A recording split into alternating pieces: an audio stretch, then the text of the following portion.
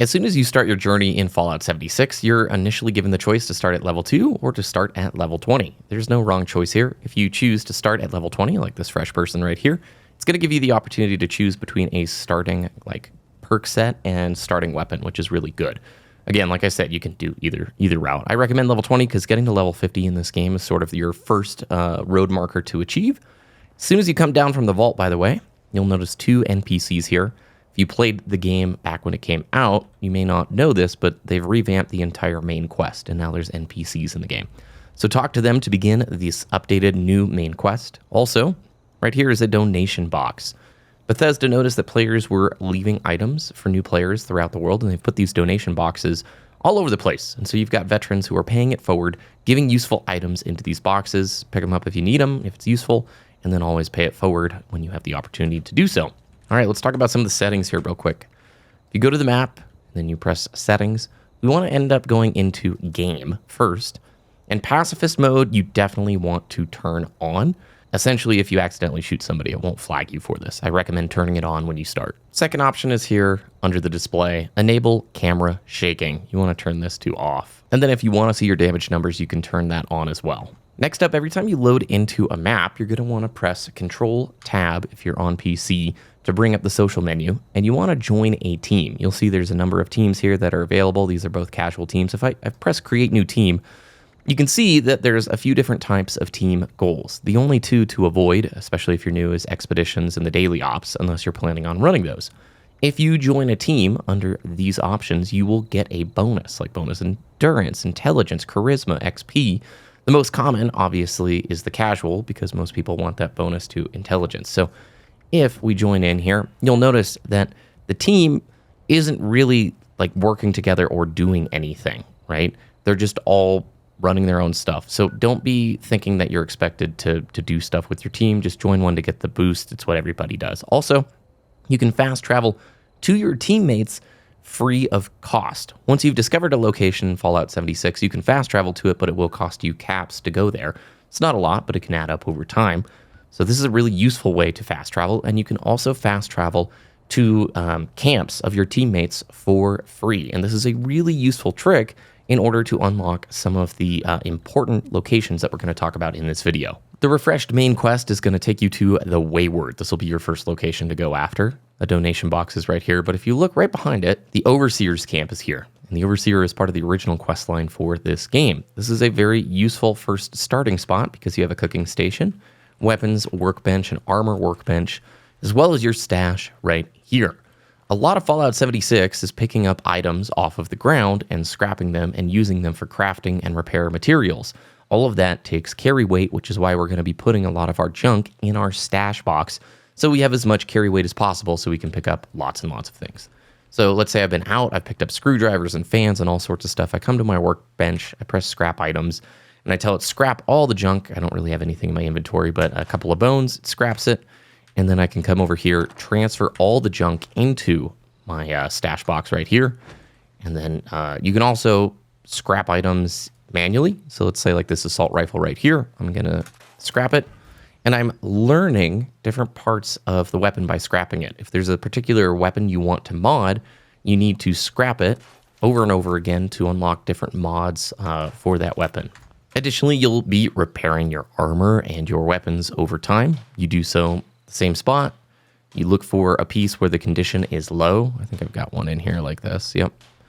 And repair it my workbench. And here's all the stuff that I need to repair it, the junk that I've broken down. I repair it, it's back in good condition, and we're ready to go. Also, while you're at the Overseer's camp, make sure you check out the cache. She's got some useful items for you right here. And a cooking station if you need to boil some water or cook some food. There are light survival elements in the game. Also, you can change the view style of the Pip-Boy if you prefer just a traditional menu, or if you like the immersion of using the Pip-Boy, you can do so. But if we jump over to food and drink here, I need to drink a little bit of water. You can see the bar in the lower right-hand corner down here. You can eat some steak, eat a carrot, get on with the day. Also, if you want to clean up the real estate on your screen, if you go over to data, you can change which events and quests that you're tracking. So if you want a really nice clear screen, you can turn those off. I'm going to show you a really important location that I think is good to unlock early on, and that is the Whitespring Resort. You want to look for camps nearby that you can fast travel to. Player camps, you can fast travel to anybody's camp within your particular lobby, and lobbies have 32 players in it. If you don't have a camp nearby, no big deal. Just back out to the main menu, join into another game, and it'll put you in a different server. It's called server hopping. So here we've got a cool players camp right here. This is one of the rad mechanics about 76, is you can go and visit other players' camps. You can use their benches. You can buy ammunition from them. A piano, if you play this for a little bit of time, you'll get a bit of a buff. And there's just useful things right here, and looks like the ally is sleeping there in the bed. So anyway, you want to make your way up to the Whitespring Resort, which is this location right here. As soon as you get here, you can always check the donation box. If there's anything useful, head on inside, and then we're going to go downstairs.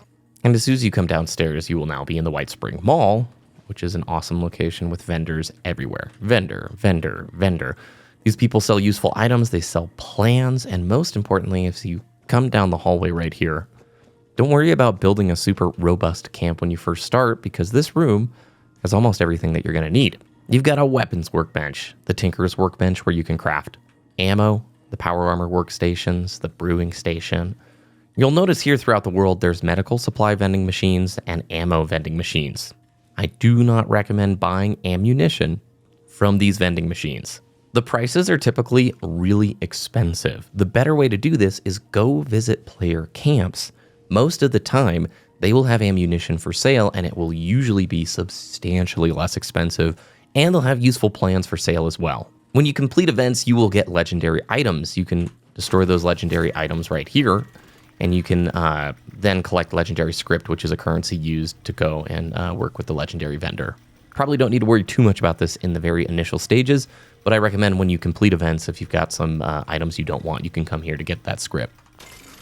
Also from completing events is the gold bullion machine, where you exchange treasury notes for gold bullion, and that's another endgame currency. And you can come talk to any of the vendors and sell any items that you want to. Carry weight is a big thing in Fallout 76, so after going out on a run, picking up ammunition, picking up items, you scrap the stuff that you want to scrap and sell the rest in order to get the caps that you need. Also, it's important to note you can travel to the Whitespring Resort for free. It doesn't cost caps. As mentioned, scavenging is a huge part of this game, so when you're out and about in the world, be looking around for different items that you can pick up and then scrap when you get back to your workbench. Also, contextual ammo is important to mention here. When you shoot enemies, a lot of times if you go and loot their bodies, the ammo type that you have equipped, you will get more back of it. It won't always be one for one, but it's useful to go loot because you can usually replenish a lot of your ammunition that way. All right, every 20 minutes or so, there will be this notification for a public event. You want to press the map key, and you'll see here in the lower left-hand corner, this public event. You want to join these. Don't worry about the difficulty level. It doesn't really matter. Notice the potential rewards that you can get. Click join event. And it may take a few minutes, but other players will load in to complete these events. It's a phenomenal way to get XP, especially if you're below level 50, and some useful rewards. And don't worry if you're too low level in order to do any damage or take players out. There will always be higher level players nearby for the most part. And as long as you're tagging the enemy, which means you're getting a shot in on them, you're going to get XP for participating. Make sure to say hi to players and email. Veterans in this game are usually super nice. Oftentimes they may drop items for you or plans. You don't have to take them, but this community is always like really friendly and pretty nice in terms of helping new players out. It's also a good idea not to start an event immediately once you get there and let some other players show up. You'll see veterans usually standing around and waiting, so don't be the one who talks to the NPC and starts it before it's time to go. And when you complete an event, you will get a set of rewards that will show at the center of your screen. Make sure to loot everybody and try and get as much scrap and useful items as possible. And notice we'll get some treasury notes and some legendary cores as well. And that is a really good start for your time out here in the Wasteland. If you're on PC, linked in the description is a video tutorial on how to fix the frame rate, especially for those of you on a high refresh rate monitor. If you found this video helpful, please like it. Thanks for watching. I hope you have a great rest of your day, and we'll see you again next time.